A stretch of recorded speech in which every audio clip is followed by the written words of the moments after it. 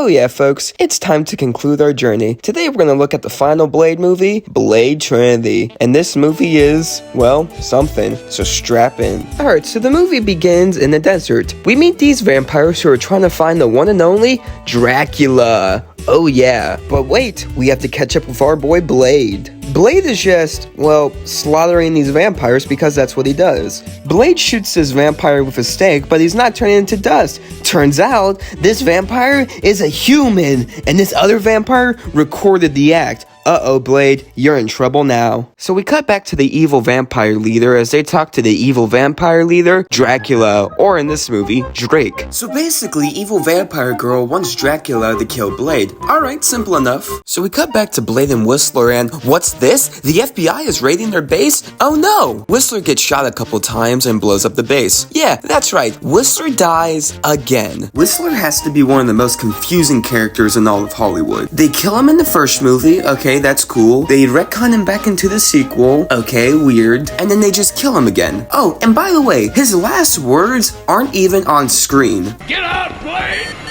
Blade, do you have anything to say? No? Okay. So for the third time, Blade gets captured again. But luckily, it doesn't last as long, and he gets rescued by, Ryan Reynolds. So Blade gets up out of his chair and, oh, Blade, is that a vampire killing device, or are you just happy to see Ryan Reynolds? Okay, so follow me for this part. In this rescue mission, we get introduced to this character. Now granted, she had an earlier scene, but it was just her killing vampires, so it means nothing overall. But guess who her father is? That's right, she happens to be Whistler's daughter. Okay, that's it. Cue in the music. So you're telling me Whistler had a daughter the whole time that was just going around killing vampires?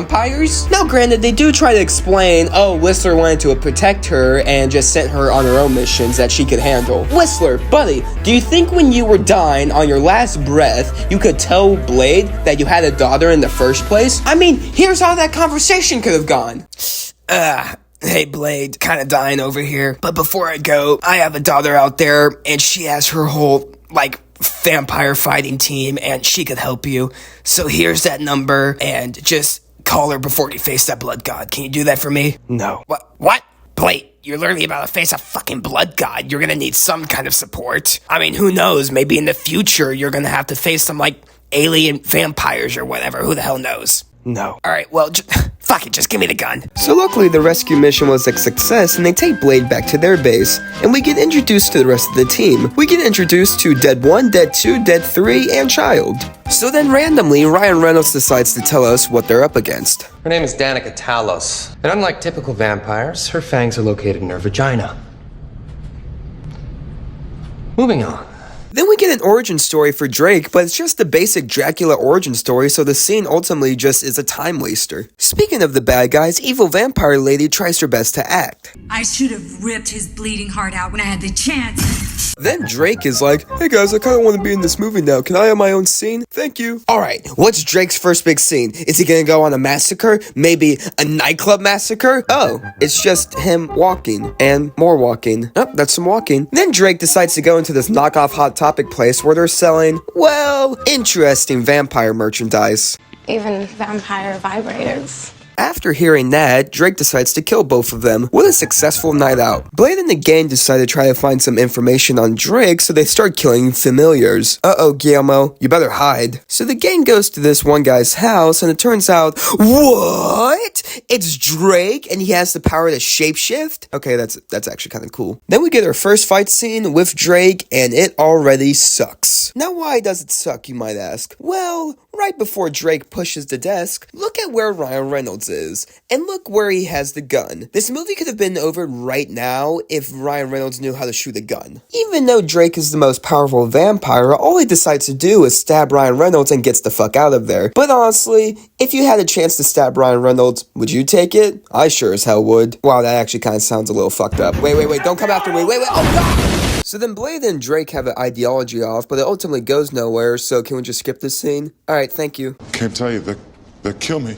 Kill you, motherfucker, I'll kill you. Yeah, the scene ultimately goes nowhere, and I just wanted to show it because I thought it was funny. Alright, next scene. So we cut back to the vampire fighting squad as Drake kills them all and kidnaps the child. Oh wow, okay. But here's also something that pisses me off about this movie. Why, oh why is your head of security a blind person? Like, come on, movie, jeez. So we cut back to Bow and Arrow Girl and Blade as they find out that all of the team has been slaughtered and Ryan Reynolds has been kidnapped. And even though she showed no reaction to her father being dead, she shows all the reaction to this blind person. Oh, and then we also get this hilarious scene.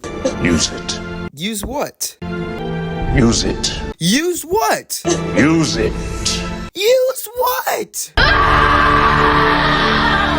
What the hell just happened? With some newfound motivation, Blade and Bow and Arrow Girl head to Drake's base. And for some reason, they rescue Ryan Reynolds. I mean, honestly, I just would have left him in there. Oh, Blade is actually leaving Ryan Reynolds. Nice. So here we get to the final stretch of Blade kicking the shit out of nameless bad guys. And honestly, guys, it doesn't even look good. Blade's just slapping these motherfuckers. So Bow and Arrow Girl decides to set Ryan Reynolds free for whatever reason, and then she goes on her own massacre. And honestly, guys, the choreograph is shit. But hey, at least she found the child, because that's what everybody cares about. Then Ryan Reynolds has to fight this one guy. I wonder how this fight's gonna look. Oh, wow, okay. And I thought that one fight scene from Blade was bad. Ryan Reynolds puts a flash grenade in this guy's mouth, and I guess that kills him. Cool. Blade runs into Drake, and oh yeah, it's final battle time, folks. Let's see what oh, Drake just turns into a weird CGI monster. Neat. Then Bow and Arrow Girl shows up and tries to shoot Drake with a special arrow, but he catches it. Then Blade's like, wait a minute, this is my franchise. I'm the one who kills the villain at the end.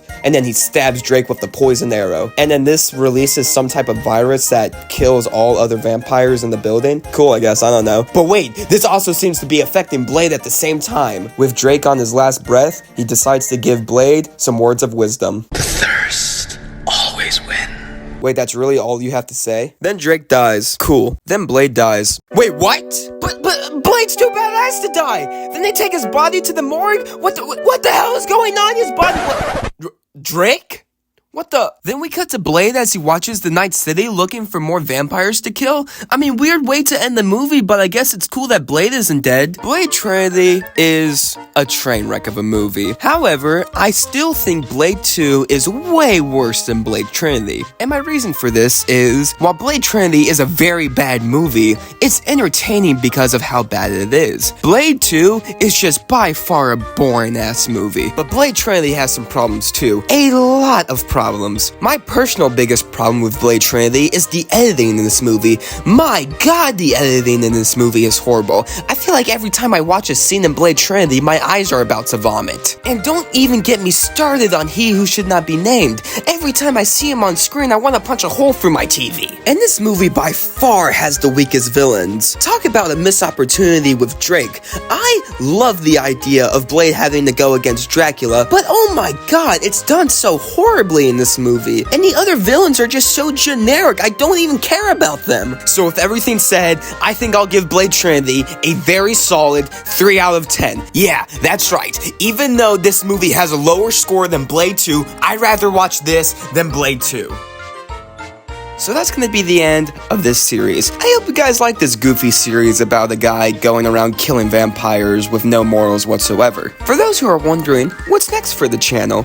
Well, I kind of like covering a franchise, and we haven't covered a TV show, so what's a better way to start than with my personal favorite TV show? That's right, I will look over the first 7 seasons of the popular TV show, Thomas the Tank Engine. However, that does not mean all future videos will be strictly Thomas the Tank Engine. I want a little bit of different variety, but just the main series we will look over will be Thomas the Tank Engine. With everything said, I hope you guys have a good day, and remember, some motherfuckers always do try to ice skate uphill. Alright everyone, till the next one, take care and keep smiling.